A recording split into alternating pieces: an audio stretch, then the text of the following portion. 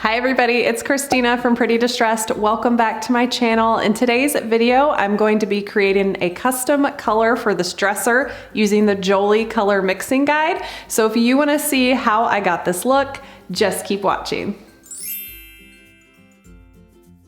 If you're new here, I am a furniture painter and refinisher, and what that means is I'm normally taking stuff from around my home or things that I find on the cheap, or like today, things I do for clients. So if you want to learn more about furniture painting, please hit that subscribe button and hit the bell notification if you want to be notified anytime one of my videos goes live. Today's video is in partnership with Jolie Paints. I know you guys have seen me use their paint before, and I am a super big fan. For this project, I'm going to be using this Jolie color mixing guide to get a custom color for this piece, and Jolie is partnering with me to give one of these away. These are great for people who refinish furniture as a hobby or as a business, but it's also just great for the everyday person that wants a little bit more variety. Jolie has some beautiful colors, but it's always fun to go outside the box and just create a custom color for a piece that you're working on. It's going to be super easy to enter. All you have to do is make sure you're subscribed to this channel and subscribe to Jolie's channel, and just leave a comment down below and you will be entered to win your own color mixing guide. I am going to walk you through using the color mixing guide, selecting your color, and then mixing it, as well as refinishing this dresser. So let me zoom you in and we'll get started. The first thing I'm doing is removing all the hardware, and I'm actually going to update this with a little bit of spray paint. So I'm just taking everything off and setting it aside for later. Okay, so I've pulled out all my existing colors from Jolie. So we have Noir and Graphite and Navy, and just none of them, I'm needing to match them to this end table for another piece that's going in here. And just none of these are kind of like the right tone. So what I'm gonna do is use the color mixing guide to pick a custom color. So we're not trying to match this color exactly. I think it was some type of navy done over here, and then maybe like a black glaze. And so this one that's one part Noir and one part Gentleman's Blue is really going to pick up on both hues that are in this. We don't want it to match exactly, but we definitely want it to coordinate and pull out the different colors in this piece. So I think mixing a blue and a black together is going to give us that perfect hue that the navy wasn't necessarily going to give us. Now that I have my color selected, I'm just going to clean off my piece with a little bit of mild soap and water and give it a good rinse and let it dry before I start painting. This is a pretty big piece that I'm painting today, and I know I'm gonna do at least 2 coats. So I'm gonna go ahead and make 16 ounces of my paint. So I'm gonna do 8 of Noir and 8 of Gentleman's Blue.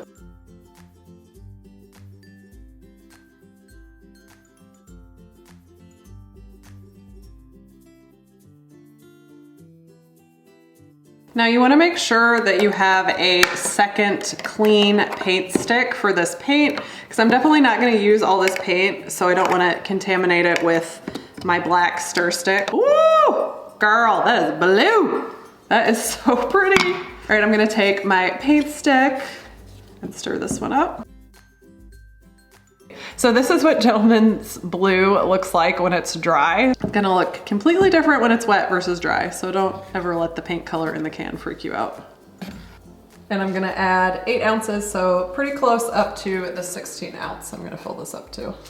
Okay, at this point you can use either one of your stir sticks, since we're gonna mix the paint up, to stir it up. So I'm just gonna use this smaller one. So don't skip on this stirring step, because you really want to make sure that these paints are incorporated and mixed up really well. I'm grabbing my Jolie signature brush, the large one, to paint this piece. Just in case you are new here and you're unfamiliar with what furniture paint is, it simply is a paint that is designed to paint directly over a already finished piece of furniture like this. You don't have to prime the piece, you don't have to sand back the existing finish or strip off the existing finish. You can just start painting, which is the fun part. Don't be too picky with this first layer of paint. This is just your base. You're still gonna have a lot of wood or the finish showing through from what you're painting over. It never looks good after the first coat unless you're going for something really, really shabby. So don't be discouraged by it, just keep going. And when I'm doing a piece like this that's very straight, I wanna make sure that I'm getting in the sides, because if you don't paint in here when you put the drawers in, you'll be able to see that different color when the drawers are closed, because there is some space between the drawers and the frame. The most important thing to do on this coat is just to make it as even as possible. If you're not going for a textured look, you just don't want any big drip marks or globs. I have recently started putting my furniture on blocks, and I don't know why I haven't been doing this the whole time. It keeps your paint off of your drop cloth, and it helps your piece not get stuck to your drop cloth and get any of those fuzzies or lint in your pieces.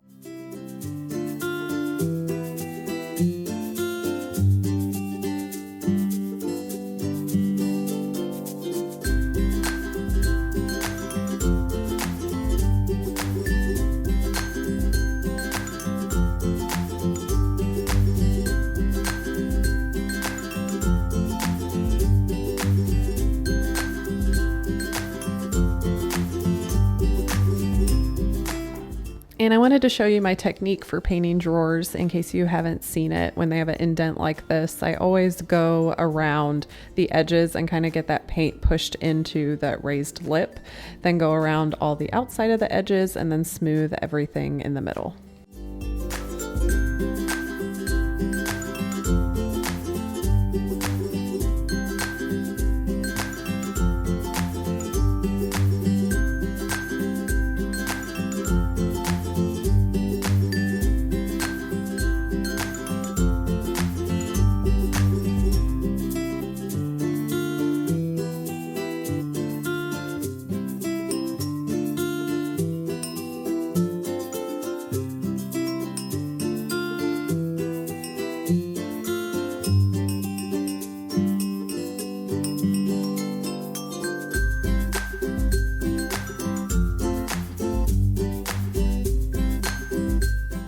Make sure that you paint the sides of your drawer like this, the top, the sides, and the bottom, because when you close your drawer, the space between the frame and the actual drawer, if it's not the same color, you will be able to notice.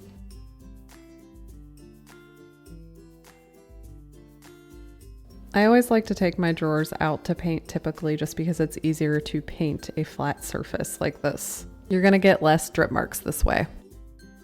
So it only takes about 20 minutes for that first coat to dry, so I am hopping over to my hardware to prep it for spray painting. So I'm just roughing it up with a little bit of medium grit sandpaper. This is a 150, and then I'm cleaning all of that dust and residue off and making sure there's no grime or dirt on these, and then drying them off. And I actually took this box and kind of stuck the knobs in there, laid paper down to protect my garage. I am using a favorite of mine, the Rust-Oleum Metallic Universal Paint and Primer in One.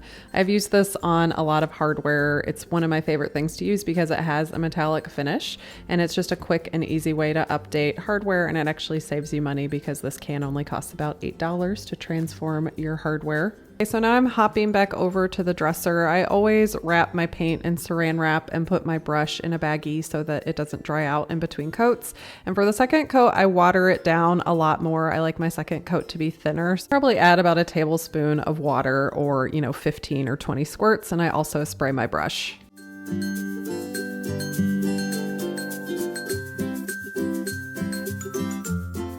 And on the second coat, I am going to try to make all my brush strokes go the same way because I'm trying to smooth this out a little bit.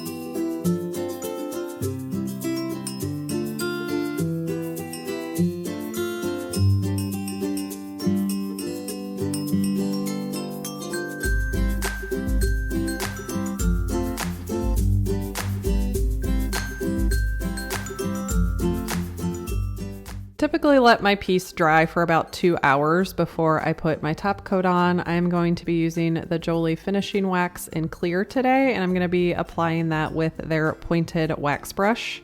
To wipe back my wax, I typically use a lint-free cloth, but today I'm going to be using these shop towels. I really like the way these work with a darker color like this. And before I wax, I'm just using a tack cloth to get off any dust so that doesn't get trapped in there when I'm putting my wax on. So I have just gotten some wax on my brush and I am just working it into the piece. I like to work in small sections that are about 2 or 3 feet. So I'll do this whole drawer with wax and then I will go back and wipe it down with my cloth.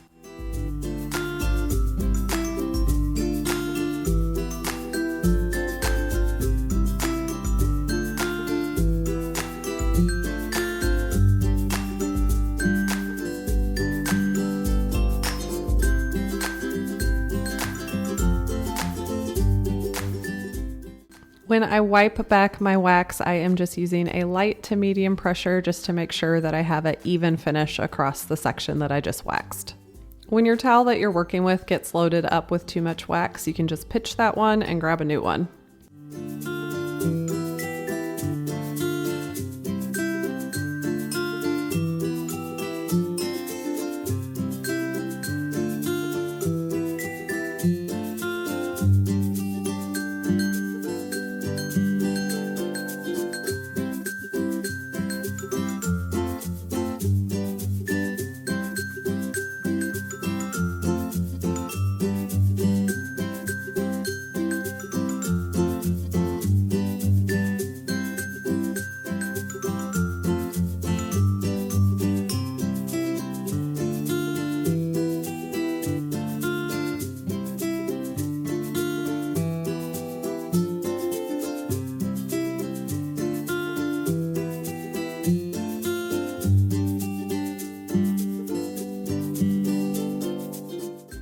I usually let my pieces set overnight after I wax them. So I've let this sit overnight and now I'm adding the hardware back on that I spray painted. I did do 2 coats on this, so just follow the instructions on the can. It's really easy.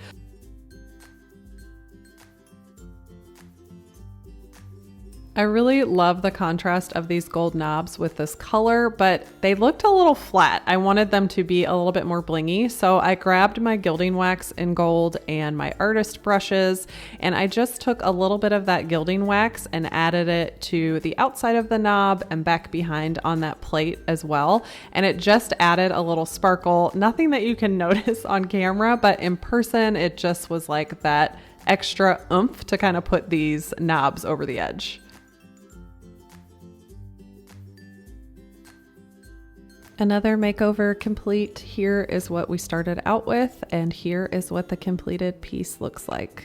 I really love how this color turned out. It's super unique, and the color mixing guide made it really easy to achieve this look. And the most fulfilling part is that my client picked it up last night and put it in her bedroom, and it goes perfectly with her nightstands, and she loves it. Thank you guys for watching this video all the way to the end. I hope you enjoyed it. Don't forget to enter down below for a chance to win your own color mixing guide. Thank you to Jolie for partnering with me on today's project. I'll be back with another project soon. Thanks for being here, and I'll see you guys next time.